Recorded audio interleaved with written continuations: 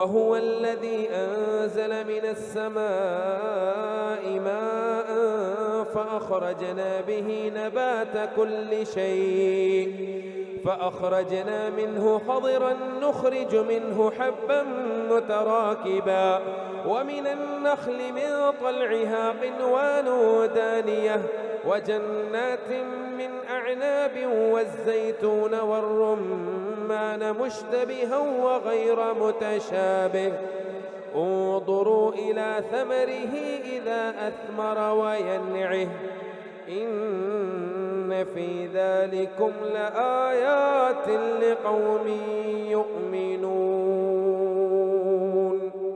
وجعلوا لله شركاء الجن وخلقهم وخرقوا له بنين وبنات بغير علم سبحانه وتعالى عما يصفون بديع السماوات والأرض أنى يكون له ولد ولم تكن له صاحبة وخلق كل شيء وهو بكل شيء عليم ذلكم الله ربكم لا إله إلا هو هو خالق كل شيء لا إله إلا هو خالق كل شيء فاعبدوه وهو على كل شيء وكيل لا تدركه الأبصار وهو يدرك الأبصار وهو اللطيف الخبير قد جاءكم بصائر من ربكم فمن أبصر فلنفسه ومن عمي فعليها وما أنا عليكم بحفيظ وكذلك نصرف الآيات وليقولوا درست ولنبينه لقوم يعلمون اتبع ما أوحي إليك من ربك لا إله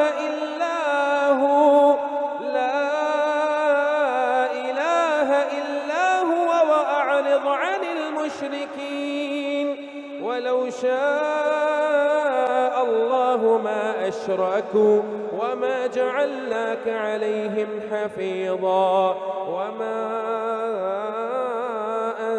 عليهم بوكيل ولا تسبوا الذين يدعون من دون الله فيسبوا الله عدوا بغير علم كذلك زينا لكل أمة عملهم ثم إلى ربهم مرجعهم فينبئهم بما كانوا يعملون وأقسموا بالله جهد أيمانهم لئن جاءتهم آية ليؤمنن بها قل إنما الآيات عند الله وما يشعركم أنها إذا جاءت لا يؤمنون ونقلب أفئدتهم وأبصارهم كما لم يؤمنوا به أول مرة ونذرهم في طغيانهم يعمهون ولو أننا نزلنا إليهم الملائكة وكلمهم الموتى وحشرنا عليهم كل شيء قبلا ما كانوا ليؤمنوا إلا أن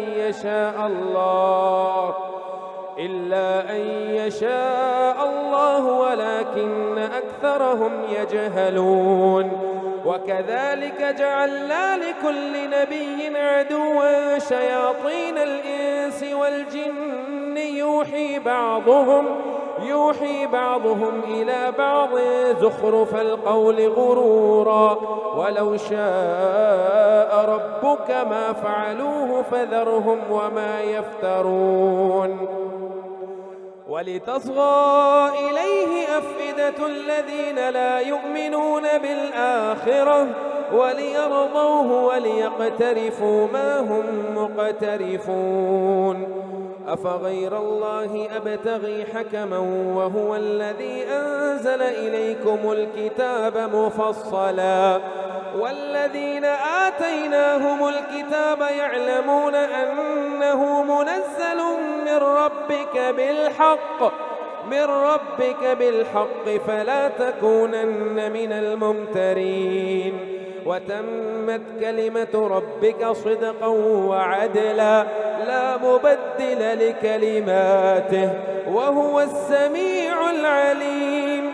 وإن تطع أكثر من في الأرض يضلوك عن سبيل الله إن يتبعون إلا الظن وإن هم إلا يخرصون. إن ربك هو أعلم من يضل عن سبيله وهو أعلم بالمهتدين. فكلوا مما ذكر اسم الله عليه إن كنتم بآياته مؤمنين. وما لكم ألا تأكلوا مما ذكر اسم الله عليه وقد فصل لكم ما حرم عليكم إلا ما اضطررتم إليه وإن كثيرا ليضلون بأهوائهم بغير علم. إن ربك هو أعلم بالمعتدين. وذروا ظاهر الإثم وباطنه إن الذين يكسبون الإثم سيجزون بما كانوا يقترفون. ولا تأكلوا مما لم يذكر اسم الله عليه وإنه لفسق وإن الشياطين ليوحون إلى أوليائهم ليجادلوكم وإن أطعتموهم إنكم لمشركون. أومن كان ميتا فأحييناه وجعلنا له نورا يمشي به في الناس كمن مثله في الظلمات ليس بخارج منها كذلك زين للكافرين ما كانوا يعملون. وكذلك جعلنا في كل قرية أكابر مجرميها ليمكروا فيها وما يمكرون إلا بأنفسهم وما يشعرون. وإذا جاءتهم آية قالوا لن نؤمن حتى نؤتى مثل ما أوتي رسل الله الله أعلم حيث يجعل رسالته سيصيب الذين أجرموا صغار عند الله وعذاب شديد بما كانوا يمكرون. فمن يرد الله أن يهديه يشرح صدره للإسلام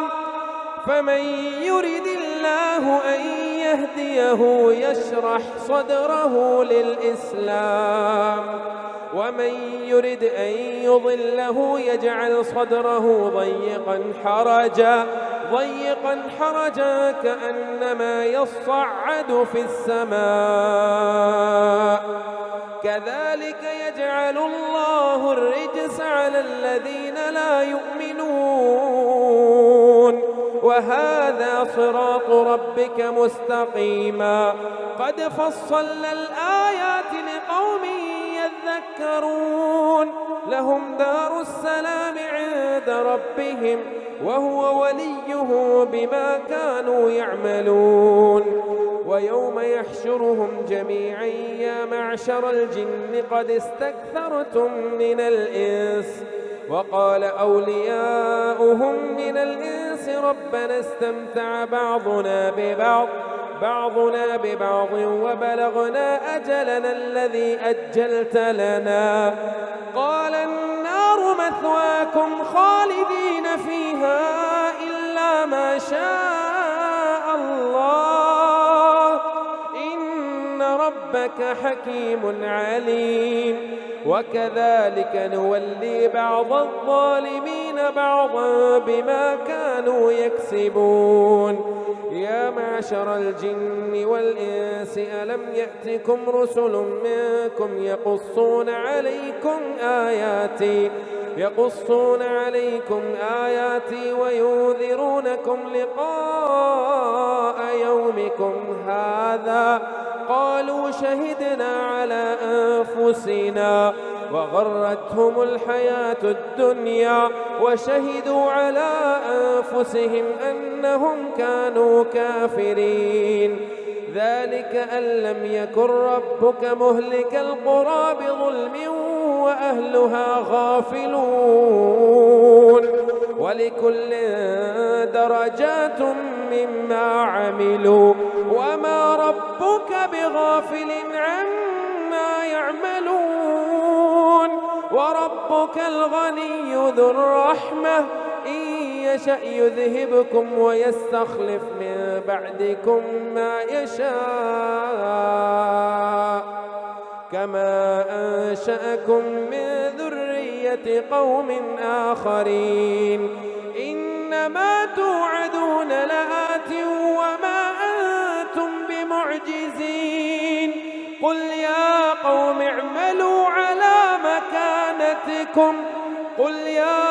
اعملوا على مكانتكم إني عامل فسوف تعلمون من تكون له عاقبة الدار إنه لا يفلح الظالمون.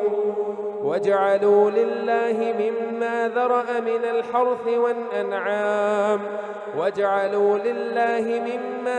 من الحرث والأنعام نصيبا فقالوا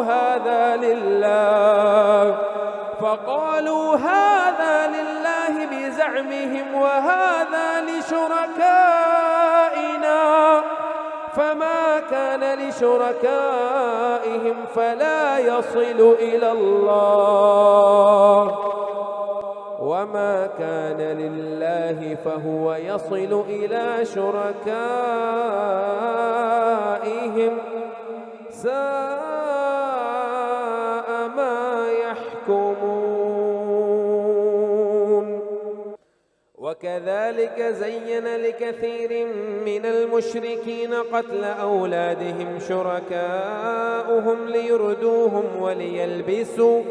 وليلبسوا عليهم دينهم ولو شاء الله ما فعلوه فذرهم وما يفترون. وقالوا هذه أنعام وحرث حجر لا يطعمها إلا من نشاء بزعمهم وأنعام حرمت ظهورها وأنعام لا يذكرون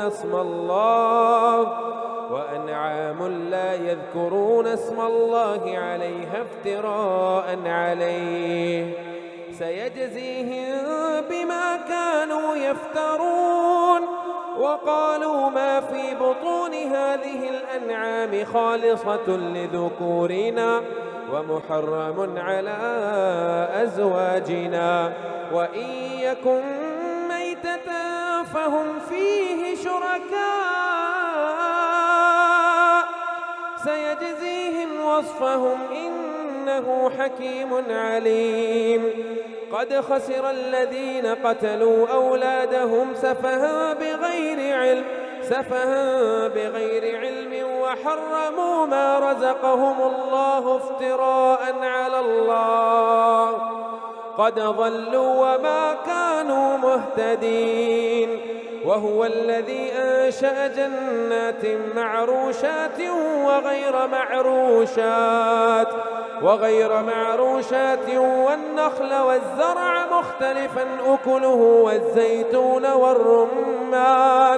والرمان متشابها وغير متشابه كلوا من ثمره إذا أثمر وآتوا حقه يوم حصاده ولا تسرفوا إنه لا يحب المسرفين. ومن الأنعام حمولة وفرشا كلوا من مما رزقكم الله ولا تتبعوا خطوات الشيطان إنه لكم عدو مبين. 8 أزواج، من الضأن 2 ومن المعز 2. قل الذكرين حرم أم الأنثيين أما اشتملت عليه أرحام الأنثيين نبئوني بعلم إن كنتم صادقين. ومن الإبل 2 ومن البقر 2. قل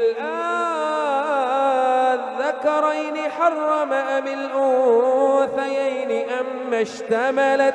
أما اشتملت عليه أرحام الأنثيين أم كنتم شهداء إذ وصاكم الله بهذا فمن أظلم ممن افترى على الله كذبا ليضل الناس بغير علم إن الله لا يهدي القوم الظالمين. قل لا أجد فيما أوحي إلي محرما على طائم يطعمه إلا أن يكون ميتة أو دما مسفوحا أو لحم خنزير فإنه رجس أو فسقا أهل لغير الله به فمن اضطر غير باغ ولا عاد فإن ربك غفور رحيم.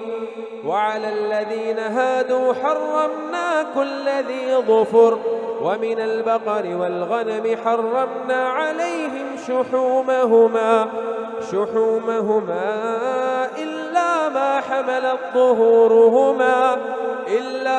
حملت ظهورهما أو الحوايا أو ما اختلط بعزم ذلك جزيناه ببغيهم وإنا لصادقون. فإن كذبوك فقل ربكم ذو رحمة واسعة ولا يرد بأسه عن القوم المجرمين. سيقول الذين أشركوا لو شاء الله ما أشركنا ولا آباؤنا ولا حرمنا من دونه من شيء كذلك فعل الذين من قبلهم كذلك كذب الذين من قبلهم حتى ذاقوا بأسنا. قل هل عندكم من علم فتخرجوه لنا إن تتبعون إلا الظن وإن أنتم إلا تخرصون. قل فلله الحجة البالغة فلو شاء لهداكم أجمعين. قل هلم شهداءكم الذين يشهدون أن الله حرم هذا فإن شهدوا فلا تشهد معهم ولا تتبع أهواء الذين كذبوا بآياتنا والذين لا يؤمنون بالآخرة وهم بربهم يعدلون. قل تعالوا أتل ما حرم ربكم عليكم ألا تشركوا به شيئا وبالوالدين إحسانا ولا تقتلوا أولادكم خشية إملاق نحن نرزقكم وإياهم ولا تقربوا الفواحش ما ظهر منها وما بطن.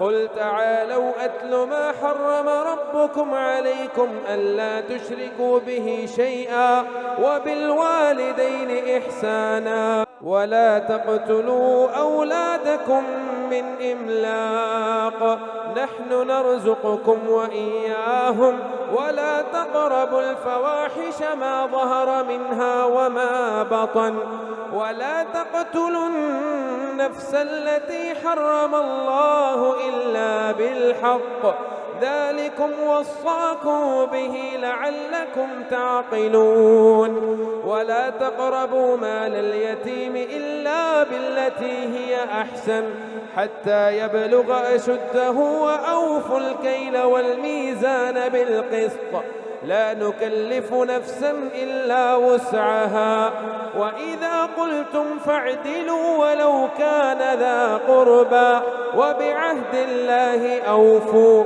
ذلكم وصاكم به لعلكم تذكرون وأن هذا صراطي مستقيما فاتبعوه ولا تتبعوا السبل فتفرق بكم عن سبيله ذلكم وصاكم به لعلكم تتقون ثم آتينا موسى الكتاب تماما على الذي أحسن وتفصيلا لكل شيء وهدى ورحمة لعلهم بلقاء ربهم يؤمنون وهذا كتاب أنزلناه مبارك فاتبعوه واتقوا لعلكم ترحمون أن تقولوا إنما أنزل الكتاب على طائفتين من قبلنا وإن كنا عن دراستهم لغافلين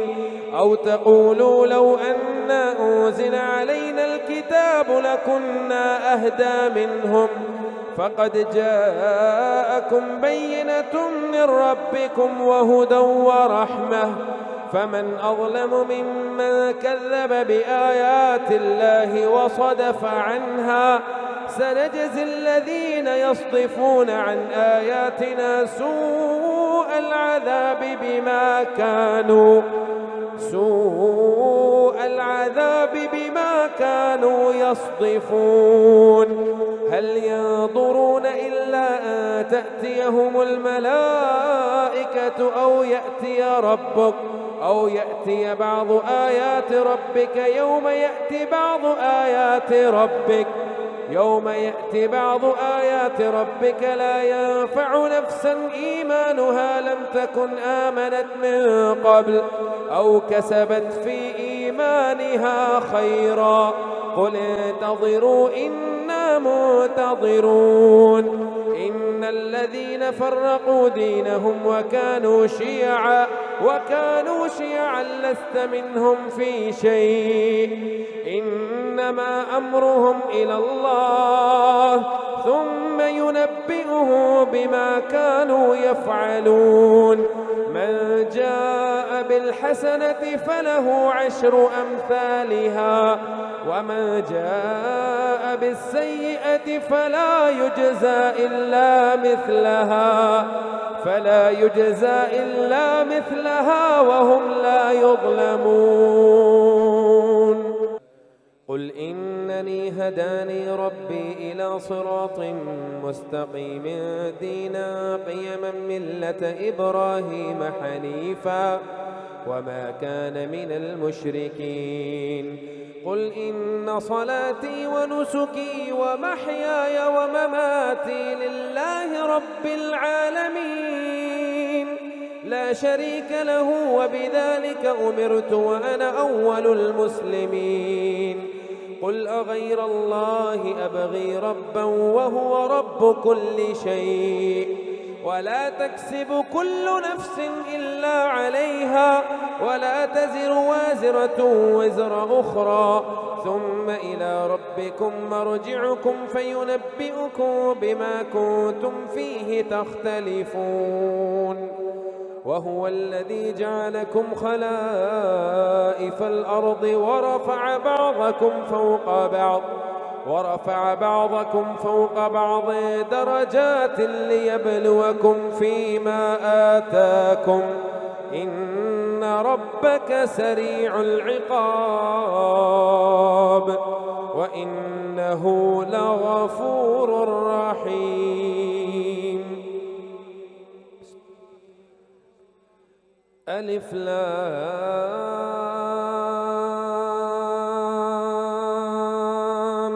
ميم صاد كتاب أنزل إليك فلا يكن في صدرك حرج منه لتنذر به وذكرى للمؤمنين. اتبعوا ما أنزل إليكم من ربكم ولا تتبعوا من دونه أولياء قليلا ما تذكرون. وكم من قرية أهلكناها فجاءها بأسنا بياتا أو هم قائلون. فما كان دعواهم إذ جاءهم بأسنا إلا أن قالوا إنا كنا ظالمين. فلنسألن الذين أرسل إليهم ولنسألن المرسلين فلنقصن عليهم بعلم وما كنا غائبين.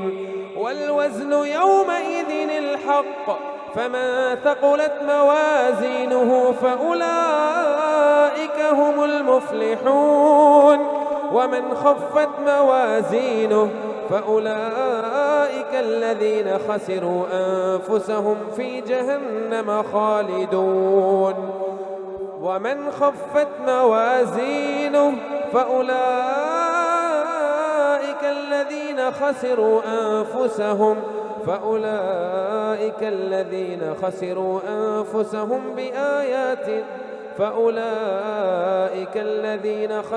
أنفسهم بما كانوا بآياتنا يظلمون.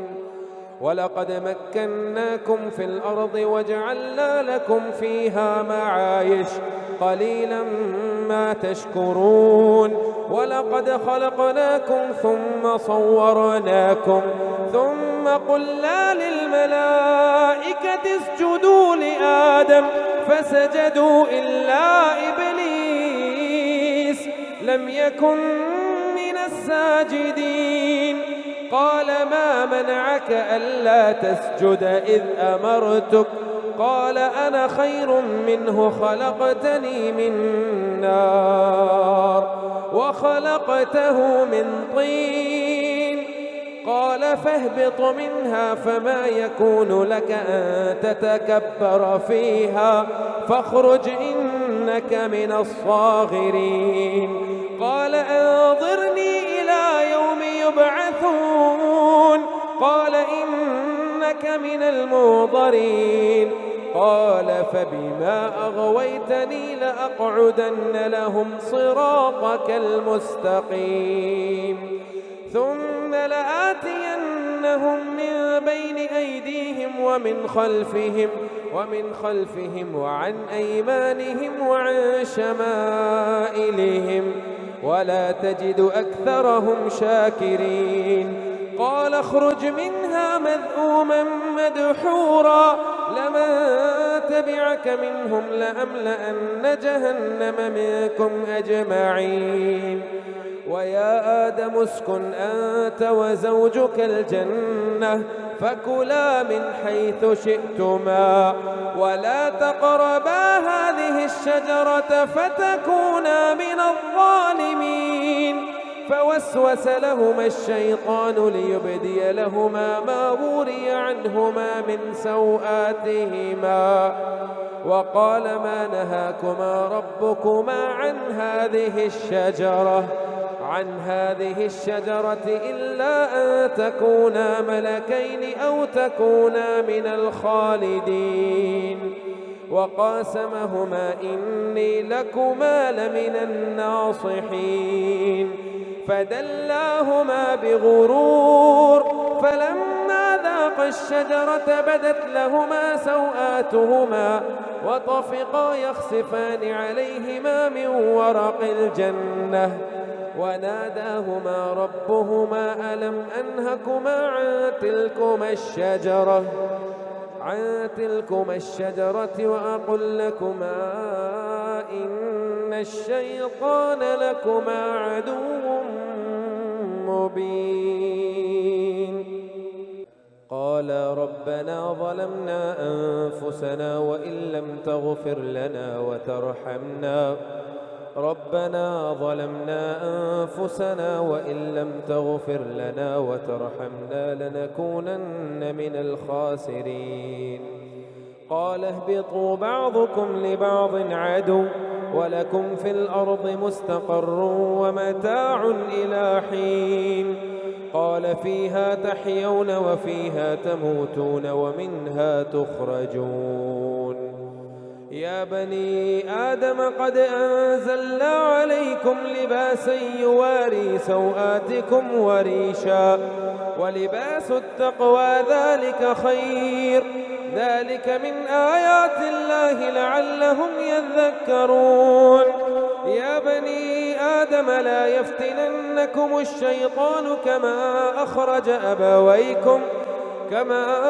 أخرج أبويكم من الجنة ينزع عنهما لباسهما ليريهما سوآتهما إنه يراكم هو وقبيله من حيث لا ترونهم إنا جعلنا الشياطين أولياء للذين لا يؤمنون.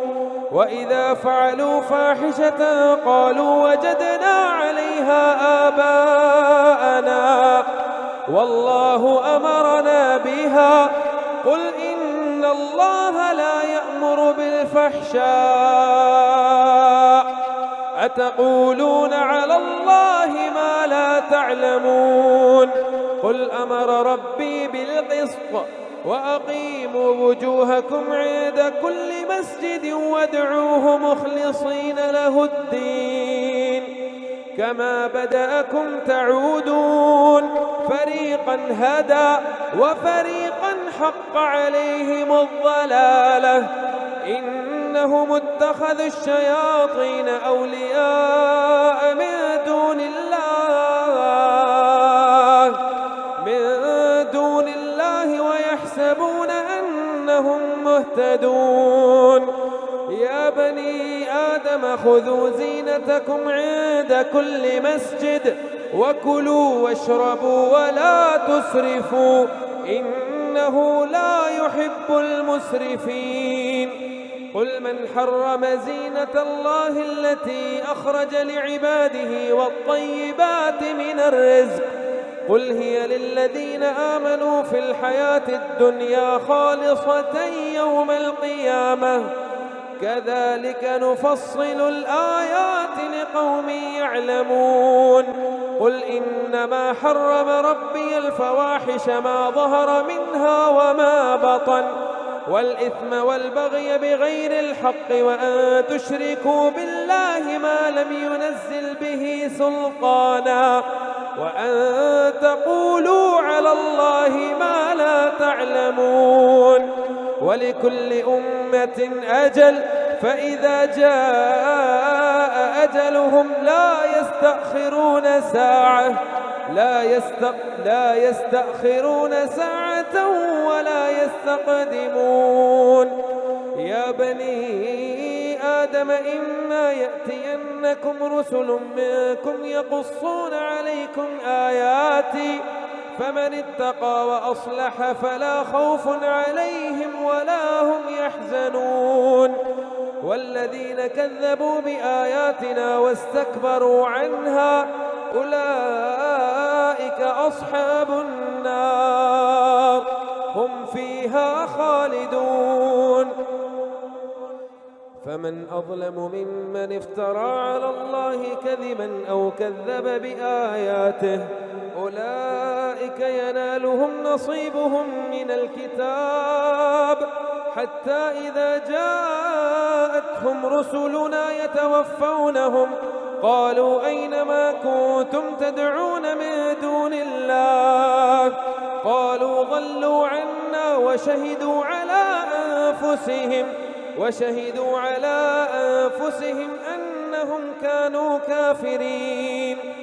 قال ادخلوا في قد خلت من قبلكم من الجن والإنس في النار كلما دخلت أمة لعنت أختها حتى إذا اداركوا فيها جميعا قالت أخراهم لأولاهم ربنا هؤلاء أضلونا فآتهم عذابا ضعفا من النار. قال لكل ضعف ولكن لا تعلمون. وقالت أولاهم لأخراهم فما كان لكم علينا من فضل فذوقوا العذاب بما كنتم تكسبون. إن الذين كذبوا بآياتنا واستكبروا عنها لا تفتح لهم أبواب السماء ولا يدخلون الجنة حتى يلج الجمل في سم الخياط وكذلك نجزي المجرمين. لهم من جهنم مهاد ومن فوقهم غواش وكذلك نجزي الظالمين. والذين آمنوا وعملوا الصالحات لا نكلف نفسا إلا وسعها أولئك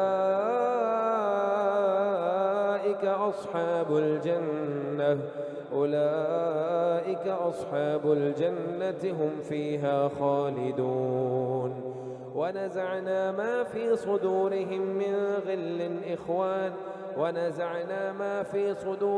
من غل تجري من تحتهم الأنهار وقالوا الحمد لله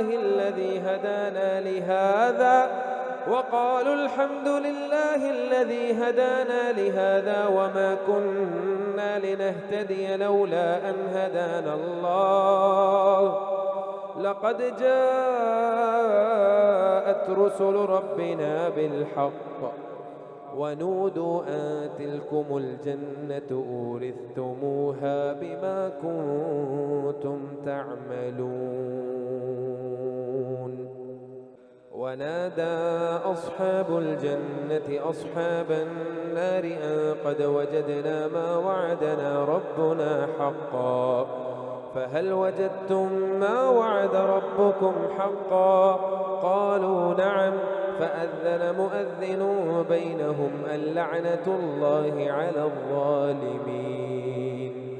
الذين يصدون عن سبيل الله ويبغونها عوجا وهم بالآخرة كافرون وبينهما حجاب. وعلى الأعراف رجال يعرفون كلا بسيماهم ونادوا أصحاب الجنة أن سلام عليكم لم يدخلوها وهم يطمعون. وإذا صرفت أبصارهم تلقاء أصحاب النار قالوا ربنا لا تجعلنا مع القوم الظالمين. ونادى أصحاب الأعراف رجالا يعرفونهم بسيماهم قالوا ما أغنى عنكم جمعكم وما كنتم تستكبرون أهؤلاء الذين أقسمتم لا ينالهم الله برحمة ادخلوا الجنة لا خوف عليكم ولا أنتم تحزنون. ونادى أصحاب النار أصحاب الجنة أن أفيضوا علينا من الماء أو مما رزقكم الله. قالوا إن الله حرمهما على الكافرين الذين اتخذوا دينهم لهوا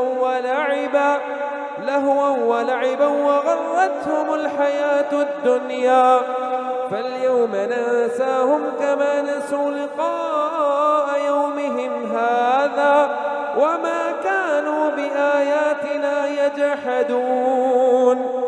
ولقد جئناه بكتاب فصلناه على علم هدى ورحمة لقوم يؤمنون.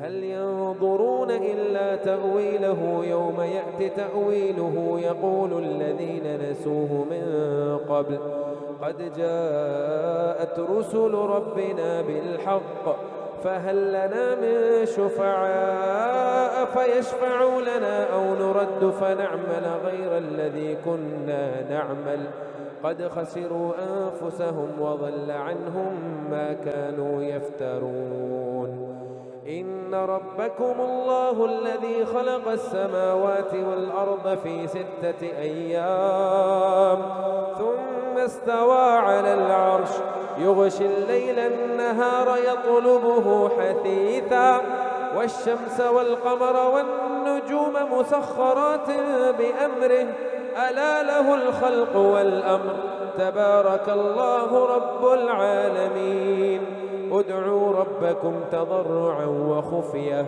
إنه لا يحب المعتدين ولا تفسدوا في الأرض بعد إصلاحها وادعوه خوفا وطمعا إن رحمة الله قريب من المحسنين وهو الذي يرسل الرياح بشرا بين يدي رحمته حتى إذا أقلت سحابا ثقالا سقناه لبلد ميت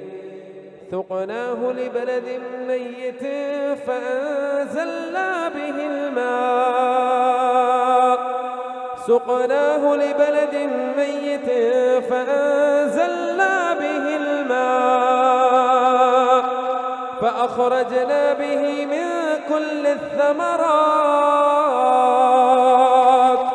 كذلك نخرج الموتى لعلكم تذكرون والبلد الطيب يخرج نباته بإذن ربه والذي خبث لا يخرج إلا نكدا كذلك نصرف الآيات لقوم يشكرون